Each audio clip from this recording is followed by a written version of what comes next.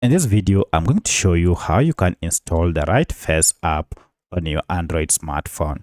If you found this video helpful, please like and subscribe to this channel. Alright, so if you have been looking for this FaceApp app, then let me show you how you can get it on your Android smartphone.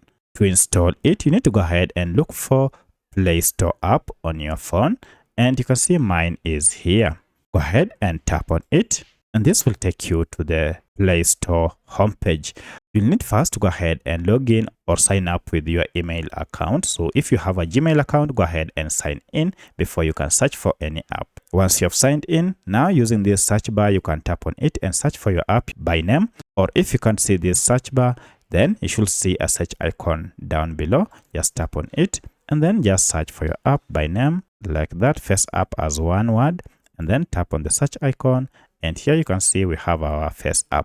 If I tap on it, you can see the details for this app. To know that it's the right app, make sure it is from FaceApp Technology Limited. And at the time of recording this app had a star rating of 4.6 with over 5 million reviews. Currently, the app file size is around 46 MBs and it has over 500 million downloads currently. So this might have changed the time you are watching this.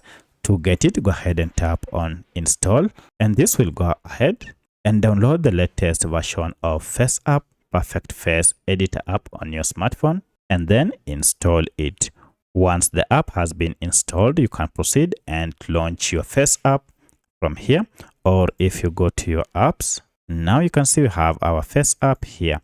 Tap on it, and this is the welcoming interface for the FaceApp. Go ahead and continue and create an account or log into your current account to start using this FaceApp. So that's how you can install the right FaceApp on your Android smartphone. If you have any other question, kindly let me know in the comment section.